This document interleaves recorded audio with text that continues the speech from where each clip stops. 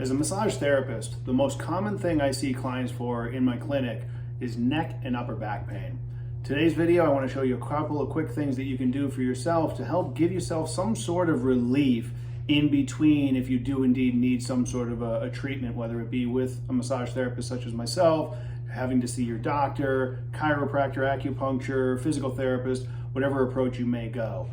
But what we often see is it's some degree of what we call upper crossed syndrome, where the shoulder blades round forward, we get this little bit of flexion through this middle of your back, and as a result, your head comes forward, and as we're looking where we're going, we just lift that chin up, so we create this pressure in that cervical spine, that neck. So what I want you to think about is a couple of stretches we can do, a couple of corrective exercises we can do, and I have a tool with me today that I may recommend you look on Amazon or any sporting goods store near you that may carry it for you. So the first thing I want to think about is, what imbalance do I have? What am I looking at? When I have that upper cross syndrome, the muscles in the front have the tendency to be locked short and really tight. The muscles in the back tend to be locked long and a little bit weaker. Also, quote unquote tight, they feel like we need to stretch them out. And intuitively, we might think, let me stretch that out to get a little bit of relief.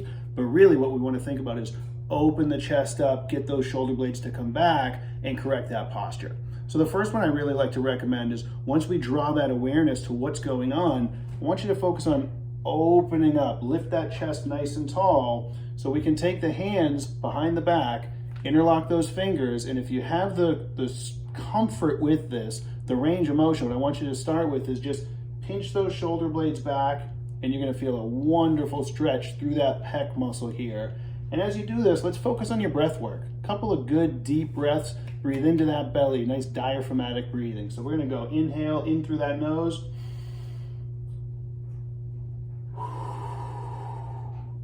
And exhale and relax. We'll do that 3 to 5 times and really just focus on being able to open up through your chest.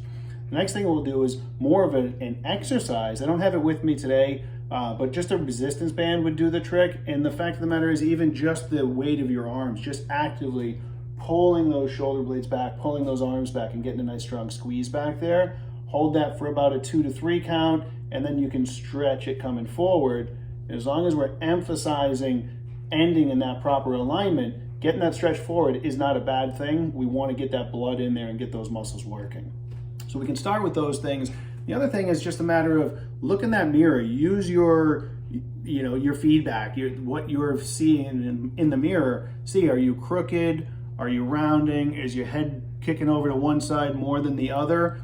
When you see that you have a misalignment, suboptimal alignment, the side that you're getting pulled to is the side that you need to lengthen. You need some stretch in that muscle, and you need to activate and engage and get some strength in the opposite muscle. So hypothetically, if we have a slight lean like this, well, what I want to think about here is I might be symptomatic here. This might be bothering me, so intuitively I want to stretch this, but I see that I'm leaning this way. I want to lengthen over here, and I might want to look down the body too and see what's going on at the hips and the feet and so on. So I want to make sure that I'm pulling away from here, a couple of those deep breaths.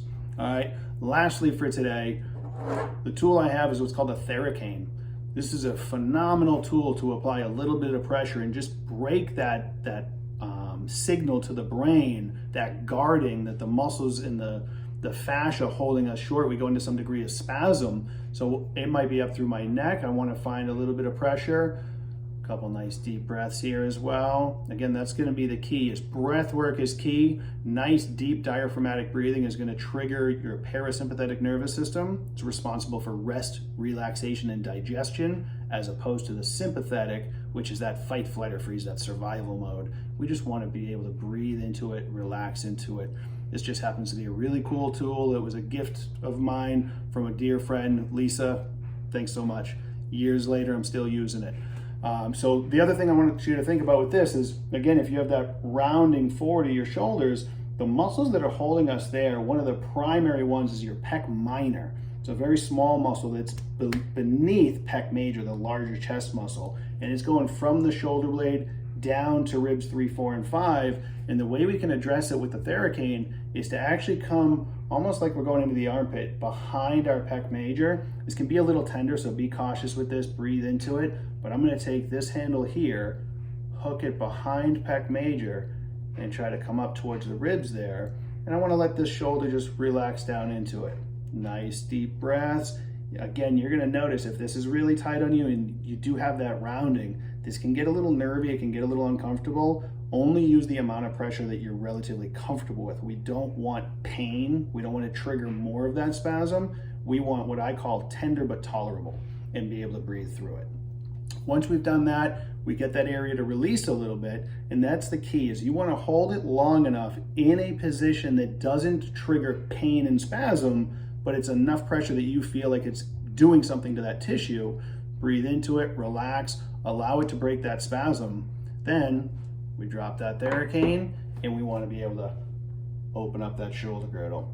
So the way I explain this is when we find those areas that are locked short, it's almost like if we have a length of rope and it's got a bunch of knots tied into it. If I grab one end, you grab the other end, and we start tugging on either end to try to get the length, if we haven't untied those knots, we're not going to get the maximal length. So using the theracane, using some degree of what we call self-myofascial release is a great way to untie those knots first, then we can create some length. All right, so we want to lengthen what's locked short, then we want to strengthen and shorten what's locked long, and then we want to learn how to move the body into a good fluid, integrated pattern to be able to reinforce that. So it's a great place to start for you. And as always, at the end of any sort of body work, make sure we're getting that water in. I highly recommend, in addition to your water, you put some electrolytes in there. I don't get into brands. I'm not affiliated with theracane. I'm not affiliated with any of the brands of the electrolytes, but unless you're an endurance athlete, I say avoid the ones with added sugar. You don't really need them. All right? So guys, hope that helps you out. Stick around. I've got more coming for you. And if you have any questions, anything specific, hopefully I can help you out. And should have said this at the beginning, but just to make sure, we'll get the disclaimer out there. This is not a treatment for any sort of an injury. If you're in severe pain or if it's chronic and you've been dealing with it for a long time, do make sure you get checked out. Go talk to your doctor, see what's going on, and don't necessarily just come to me for something that'll bypass the doctor. There are times where you may very well need that treatment. All right? So that being said, thanks for sticking around, and we'll see you soon. Be well.